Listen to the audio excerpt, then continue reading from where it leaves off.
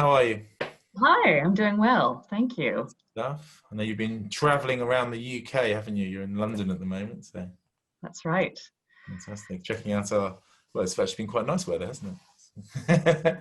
Yeah, it feels like being home for sure. Yeah, yeah. Good stuff. You don't always get it like that. No. So, so fantastic. I mean, just to introduce, obviously, we haven't. I was just saying, I haven't done one of these for a couple of weeks, so it's good to kind of get back into the swing of things. GCS, is a technology recruitment specialist. Work worldwide, and we work with Hannah over many years.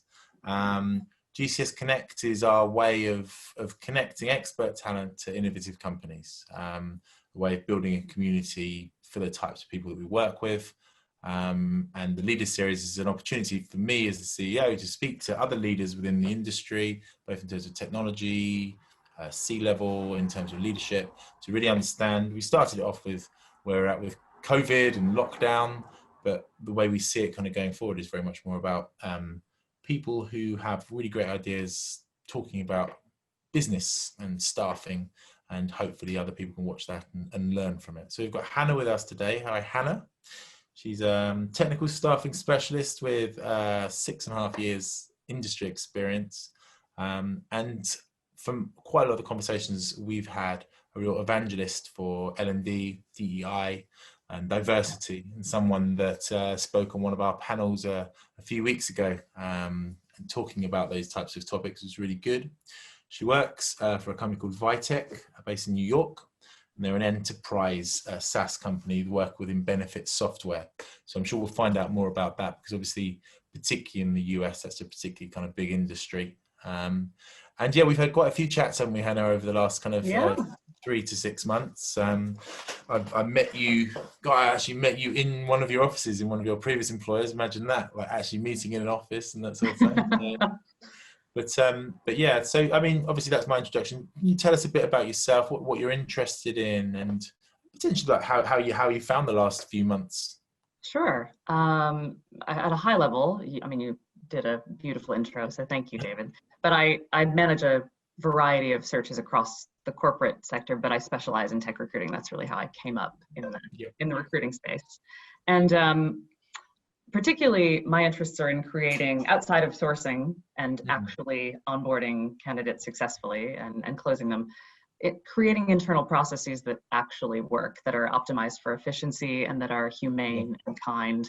And also teaching interviewers who may have never done it before how to assess for the pillars of success, as we used in one of my former companies as the term, to know what to look for, to be able to identify what would make someone successful on my team. And of course, onboarding, which is in many ways the thing that gets dropped in the talent space, because it sits between someone starting and talent acquisition. So it's really between HR support and talent acquisition. Basically, you're right. I'm a huge evangelist for DEI and ERG development, and that's how I learned to recruit. Really, I started working with some colleagues on the recruiting side at Two Sigma, an algorithmic trading-based hedge fund in New York, several years ago, and that's by helping them with. I was actually chairing one of our ERGs. It was Out Sigma, one of the LGBTQIA ERG groups that we had. I was just kind of brought on the road with them, went to conferences and learned how to sort of soft sell, and learned the very basics, and then started to just build my interests from there, and just started asking lots of questions. And then within a year and a half, I realized this is what I want to be doing full time. Yeah, there's a lot of people. I mean, our founder actually came from a kind of tech background. The guy who founded GCS, guy called Chris Bartlett. There's a lot of people come from a tech background and kind of come into recruitment and obviously understand kind of the words and understand the job a little bit more. But obviously, I'm assuming what you would like more out of the job is less numbers, more human beings, right? That's why right. you do it that way. How do you find having that background, that understanding of data and of the actual systems itself helps you when you're talking to people within the technology industry?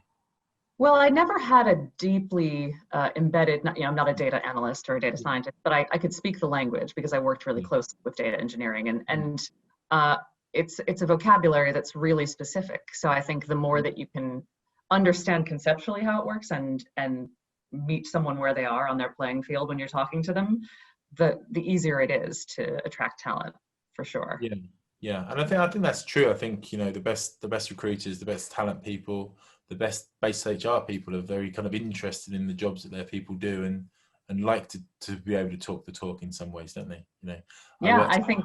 Yeah. Oh, sorry. Go ahead, David. So I worked in the embedded software engineering market. So it's kind of Linux device drivers, C. And I always think that one of the reasons why I was able to be quite successful is it really interested me. You know, I'm actually interested in this. What the hell, you guys, like missiles and phones and set-top boxes. I was kind of, wow, this is amazing. And then secondly, you know, by being able to kind of open up to people in something that really interests them, then they always kind of open up more to yourself, don't you? I guess you found that yourself. That's right. I think it's one thing I've learned, probably the hard way, but at least I learned it now, was don't be afraid to admit that you don't know something. Yeah, yeah. Yeah, and I find that, you know, because you're not expected to know it, are you? It's not like, oh, well, what do you mean you don't understand how to build a suite in Kubernetes or something? It's like, well, I don't expect you to be able to do that, but I'm very happy to take you through it. And I find the people that are the best at doing it, usually the people that are best suited for the job, best for the interview, are going to fit in more in the culture, that sort of thing. It's the ones that can't communicate it to us lay people that are usually the ones that are not as well suited for these companies, is it? Yeah, I think there's definitely some truth to that, for sure. Yeah. So from your side, obviously, you're working for Vitech at the moment. How has the last kind of 6 months been for them as a business? I'm assuming kind of digitizing systems and that is actually quite a kind of busy time really for them. Yeah, I mean, being in the software space, specifically in the benefit space, has meant that there is a part of the business that's it was already the biggest part of the business, but it is still trucking along, you know. And we are very fortunate at Vitech to have executive management that are, I think, prudent in the right ways financially. And we've had no layoffs, no offer rescissions, no hiring freezes. So there is a real sort of collective sigh, I think, amongst all of us there. So that's one piece of it. And it's kind of enabled us to feel a little bit more free to be creative, to find new areas of the business to help. Certainly for me personally, to get more involved in other HR practices where we have a really lean people team operation, to help with developing some of our cultural initiatives like employer relations, or sorry, you know, even ERGs to some extent, which are kind of, we're on the precipice of building. There's a lot of opportunity, and we recognize very much that we're in a super fortunate position. So Vitech itself is safe. Yeah. Yeah. Would you say, I mean, we've talked about it a lot in, you know, the talent side and diversity. We're going more into the different group sessions that you've kind of been involved with. But would you say that the HR is becoming a lot more kind of strategic in the way it drives the workforce? I've seen that quite a lot. I mean, we talk as a recruiter, for myself, as a technology recruiter, up until 6 months ago, these conversations were never integral to qualifying a role, talking to a talent person. I think very much it was about, can this person do this technical skill? Yeah. To me, I think it's good, because I think people are thinking more about the types of workforce they're driving. But I think as well, it's maybe a change in culture in HR to say, yes, I know it's important to have the hard skills, particularly in technology, but it's also important to create a type of workforce and listen to society in some ways. Do you think that's a change? I think it's always been there. I think the need for it, that is, but I think it's been, now that there's so much change afoot in the world, and 70% of the workforce and growing are millennials. There's an in-your-face need to not ignore what's in front of you, and also there is empirical and hard data that suggests that it is more expensive to lose candidates and have turnover than it is to retain them. So it's in your best interest as an employer to, not just because it's the right thing to do, that's my opinion, to create a more flexible, employee-centric workforce because it keeps morale up, but that translates into loyalty and retention and overall improved work. Yeah, that's right. And I think, one of the things that we talk about a lot is the kind of mission-driven business, and that again is something that I will be honest that when we opened up in New York 5 years ago, I think it is something that within American business culture has become something far more prevalent. Probably coming from the big kind of tech businesses, the Googles and Facebooks. Well, they're not probably seen as the angels that they were maybe at the start. But at the start, they were very much a mission-driven business, right? Connect the world, don't do evil, that type of thing. And I think it's kind of pushed on from there. And that idea of a mission-driven business we see is incredibly important for our candidates. You talk about the millennials, that's what they're looking for. Like, what is this business doing? What they engage with more maybe even than the technology. Yeah, that's true. So it's both within the culture and what the brand of that company is projecting out into the world. Even if the mission is not directly something that is, let's say, a nonprofit organization, or supplying and facilitating banking needs to those who are in a more socioeconomically deprived population, if the company itself has a philosophy or an ethos that at least aligns with some social impact, that can in many ways also motivate and attract talent. Yeah, exactly. And I think particularly in a world where talent is in high demand, it's imperative for the company itself to create this brand, to think about what it's representing and where it's going. And I think again that's on behalf of the recruiters, part of the talent team, the HR team, and the leaders within the companies to really build that and think about it. We see it a lot more now from the big corporates that we work with. Those questions being asked, how can you help us with this? But also providing us with collateral. This is actually, we've got a large client that's going to have a presentation to us on, right, this is how we want you to sell our business. And I was like, well, that's my job, isn't it? I work that out. No, okay, if you want me to tell me exactly what to say, then I'll go for it. But I think it's key, isn't it, to kind of create the workforce that you want to create. Yeah, absolutely. Yeah. And also, to speak earlier to the point of be humble about it. Don't be afraid to admit that where you may have screwed up or where you may have gaps in your knowledge. I think people really appreciate that.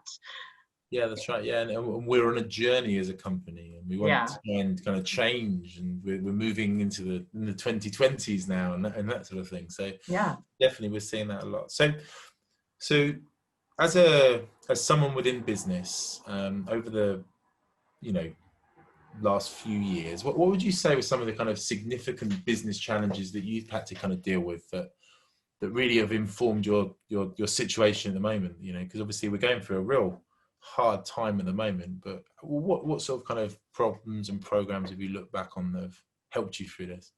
I mean, I guess I'll speak to the things I've learned from, or the things that I've directly experienced. And this is by no means completely inclusive of everything I've experienced, but big ones that stand out are being a recruiter, especially in-house, is tough in a totally different way than working in an agency, because it's one of the few business units, and it is a business unit, that is expected to know holistically what every department in a company does, really inside and out.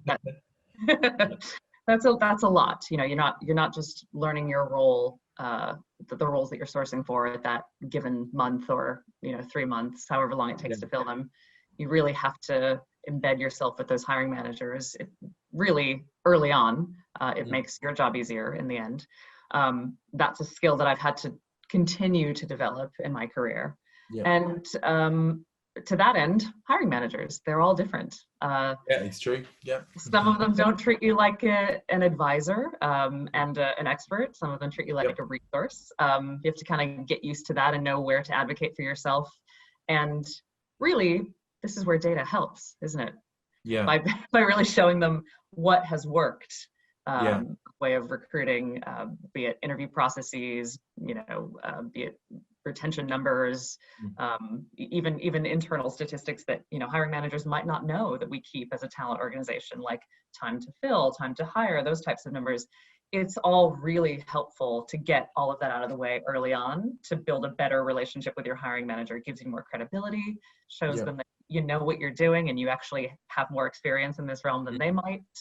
And really, it's not a competition. You're there together to build working on this together collaboratively, aren't we? Yeah, that's right. Yeah. And you're just coming at it from different angles. So those are two big ones that stand out, but they're certainly not germane to me. Yeah. Sometimes people like to own their own recruitment, don't they? They don't like to outsource it, do they? I think part of that is that kind of philosophy that if I'm a manager, I'm building my team. It's my team. I worked for Alexander Mann for 3 years earlier in my career. Wow, yeah. And that's what you see a little bit. There's always that slight pull against, why are you doing this for me? I quite like this part of my job from a hiring manager. Yeah. Other hiring managers are very happy for never to actually get involved, are they? So.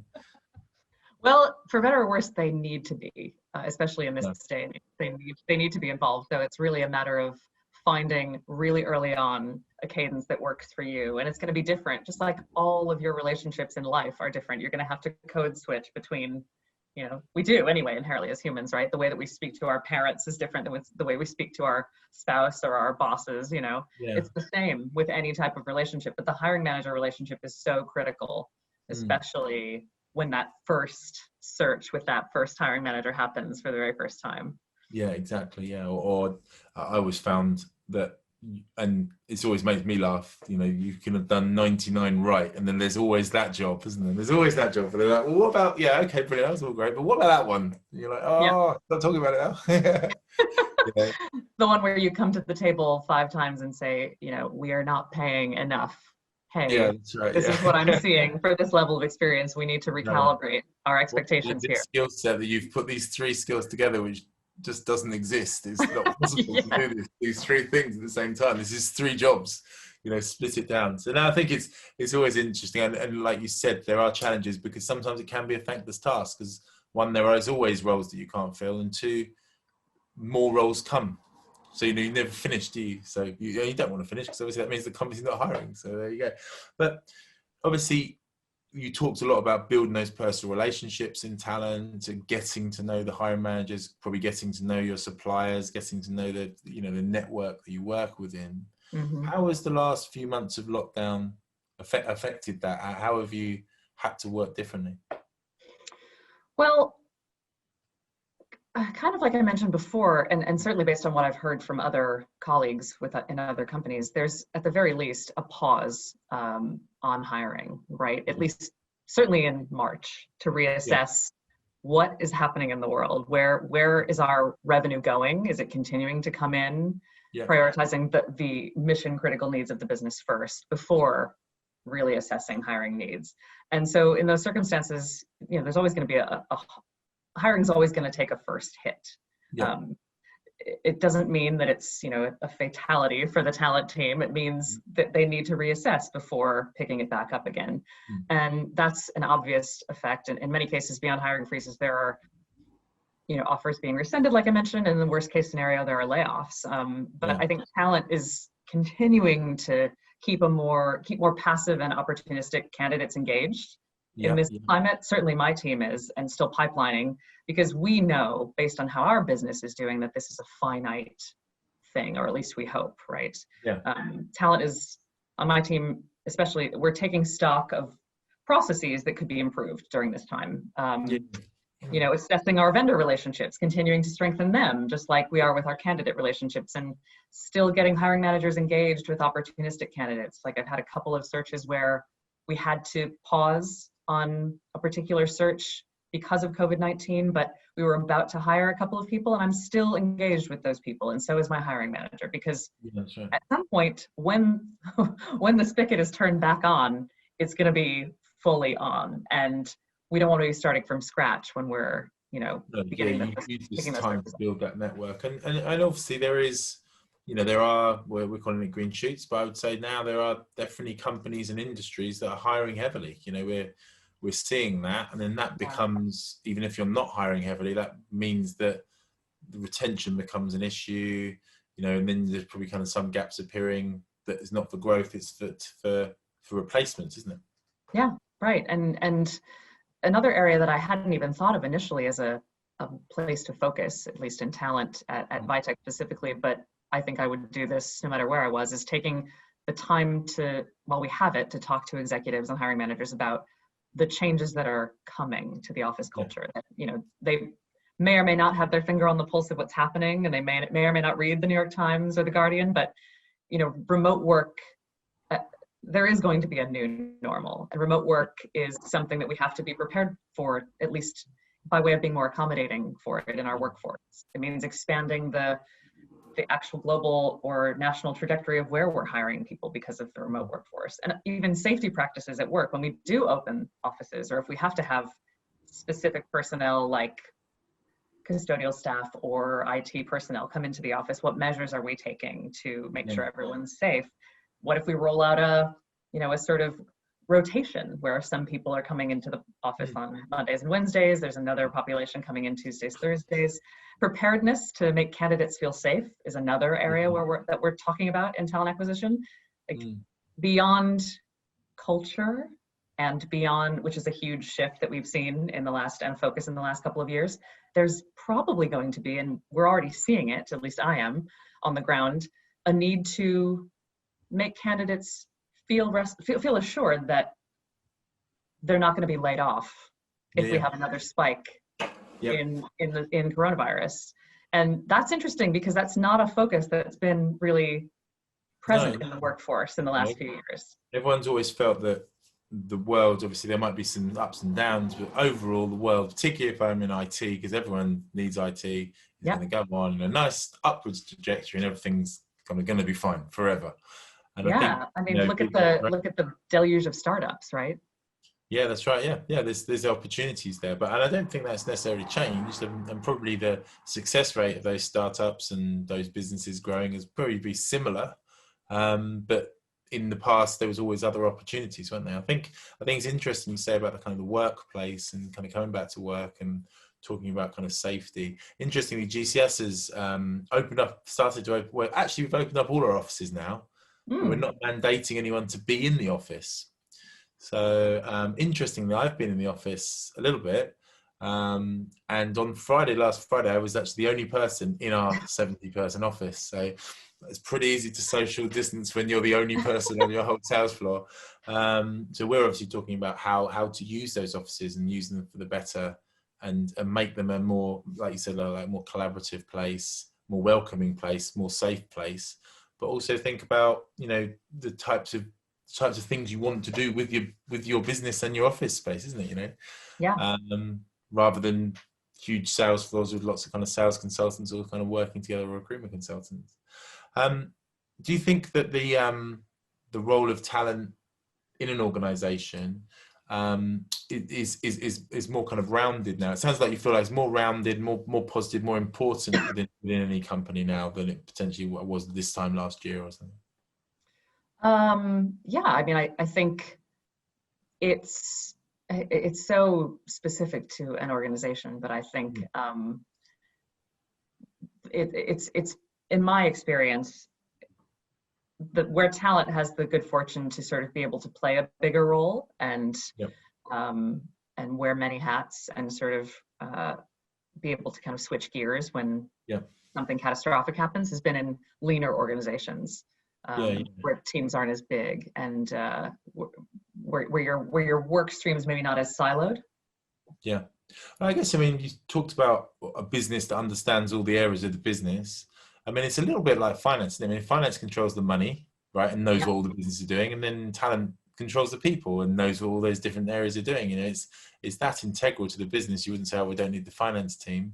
That's right. That to me is what it's all about. And I really like your point you said about the onboarding, because to me, I've worked with talent people, and the best ones are very good at working with them after the start. You know, the first 3 months is so key, isn't it? It's totally key, and it speaks to your attitude toward your candidates too as a recruiter. If you just see them as another revenue stream or another sort of box to tick off, that's evident when if you completely drop them and don't keep communicating with them to make sure that the manager or HR support or whoever is really leading up, welcoming them and shepherding them into the company, is doing that. Yeah. It's so important, isn't it? Kind of retention and making people feel part of that workforce. And like you said, it's so much easier to kind of keep someone than find another one, isn't it? So much easier. Yeah. Well, I should know I'm a recruiter, so yeah. Not obviously if you work for GCS and it's easy, So looking forward, and thinking as a leader within talent, what advice would you give to project managers or CIOs or managers or leaders of businesses that are considering kind of like large scale or staffing now or in the next few months? What would you think the things they would need to kind of look out for or be aware of now are? Yeah, I mean, certainly the flexibility of what candidates are worried about now, what they care about now. So especially in the tech space, but I think more broadly, safety and security is pretty paramount right now in this climate and probably for the next couple of years at least. And flexibility of work from home, even if it's a hybrid approach, like coming into the office a few days a week rather than fully remote. Just being amenable to that conversation instead of, no, this is our policy because it's always been our policy. Because the reality is it's kind of an illusion. I mean, unless it's a hands-on role, most things can be done remotely, particularly in the technology space. And I would encourage leaders to take the time to put into practice a long-term, truly sustainable initiative, like both in and out of crisis. So you're not, in panic mode if something like this happens again. Other areas where I would advise is to make sure that you have a diversity of experiences at that table. So hiring leaders who run business units, really the people at the top, finance members, and talent experts at making these decisions together. I think that ensures that you've got all the sort of critical perspectives. You're doing the right comp analysis in the marketplace to know what to pay these people, what candidates are thinking and feeling, how to optimize for efficient interview processes, which is really key in technology, because we're competing, right? And so if we can be thorough and quick in interviewing, and that means knowing what you're interviewing for and building that process around that and training your staff to interview so that it's, you're not asking the candidate the same redundant 10 questions in every interview. Those are all really key pieces of advice that I would give leaders. And stick with, when times are tough, stick with continuing to be part of the process, continuing to build out the brand and use the time to network and pipeline for evergreen roles and mission critical roles, staying engaged with candidates in an opportunistic way. Ensuring that you are always, beyond that, open and honest about information, both internally and externally too. That's all part of the brand. So maybe creating multiple paths for putting your company's data out there that may historically have been for internal employees only. I know that's a lot, but these are just sort of a list that I've come up with over the last few years where I've seen the things that we should be thinking about ahead of time. And I think that's the thing I take from that is that if you're setting talent as a key, as it should be, a key member of the senior leadership team, I'm going to bring the people in that are going to build this company. So therefore, I'm as important as the finance team or as important as the IT team, because I'm the person that provides the people to do this, right? So therefore, I think looking at it as a real holistic project, like you would implementing a system or doing an audit. This is how we do it. It's not just a couple of roles that we're going to kind of work on. It's really looking at every single part of the business, isn't it? And how we can like solve this and deliver this project as well as possible, isn't it? Yeah, absolutely.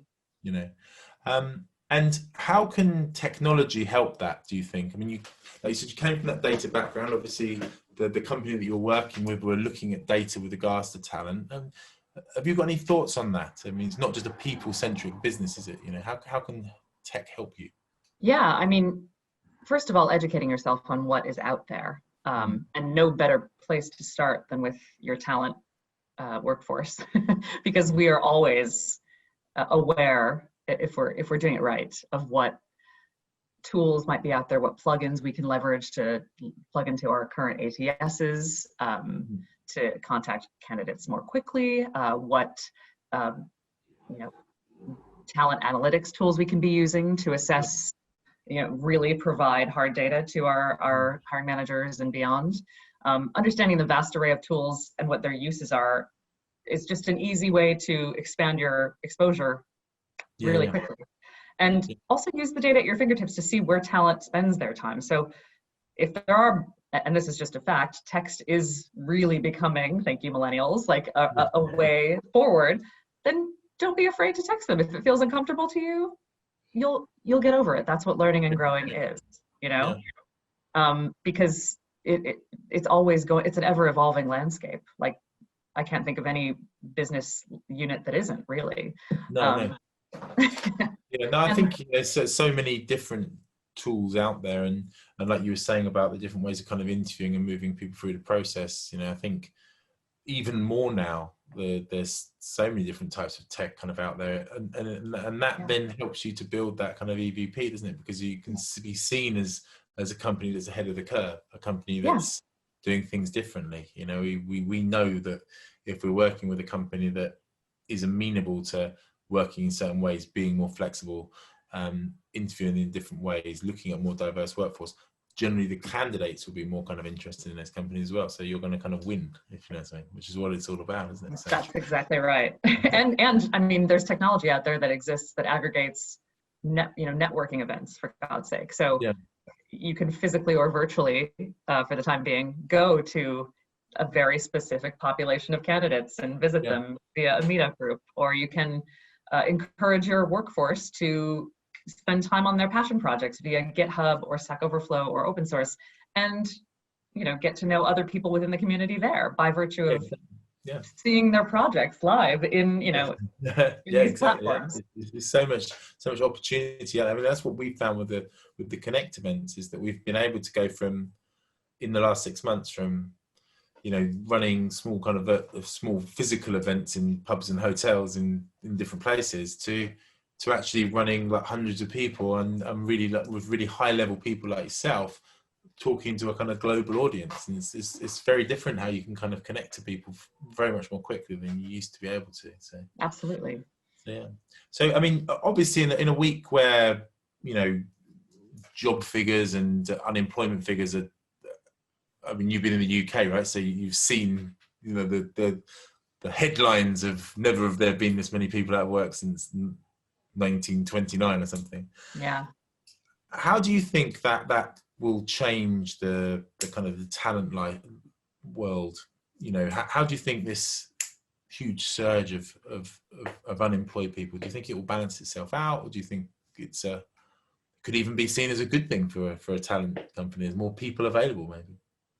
Yeah, I mean, that's certainly one way to parlay it into the positive. And I have told myself that same thing, and I think in some circumstances it's worked, it's paid off. I think it's going to eventually level out, and I think if you're able to and fortunate enough to be stable enough financially as a company or even a freelancer to use this opportunity, use this time when maybe you're not making placements or you're not actively bringing people into the firm at the pace that you were before, you should still maintain that, it's not just going to go straight, it might not go straight back to a buyer's market, but these are still human beings. And our job is really we're dealing with someone's livelihood at the end of the day.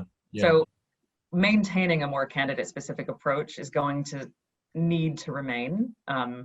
Anything short of that is going to reflect, I think, on you, as a recruiter, if you're not continuing that ethos and taking the time to get to know candidates and make sure that they're okay.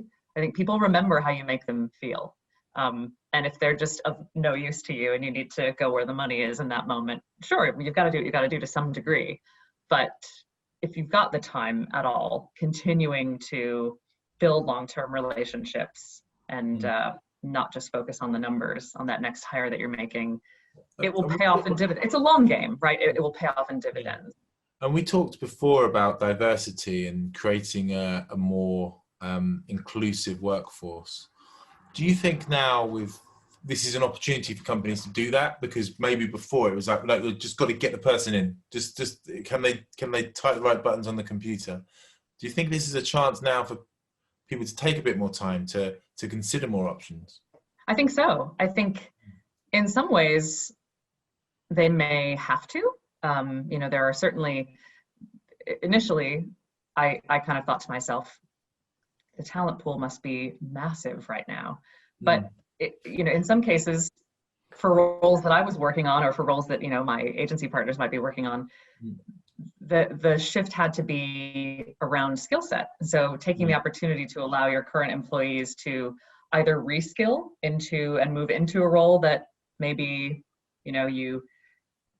maybe that they might not have been considered for previously is a positive byproduct of this uncertain time. Also, maybe rethinking your job descriptions. Maybe you can't afford somebody with 15 years of experience, and maybe you need to really reassess if you need someone with that much experience, given the workforce. And I think that's all things that you can kind of do that in some ways give you a new view on the world, don't they? And these are the, like you said, it's the time to assess how you're kind of going about building your workforce and the type of workforce that you want to build.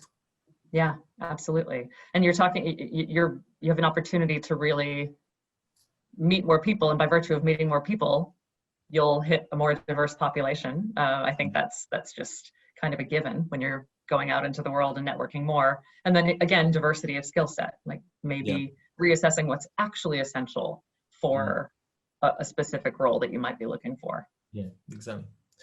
Well, Hannah, it's been great to speak to you. Likewise. I've really, really enjoyed this. And I'm sure that anyone kind of watching or listening on the podcast will really be able to pick up some very insightful information about how to kind of build the right type of workforce and how to do it in a collaborative way. So thank you very much, Hannah. It's been great to see you, and enjoy London. It was my pleasure. Thank you very much. I will.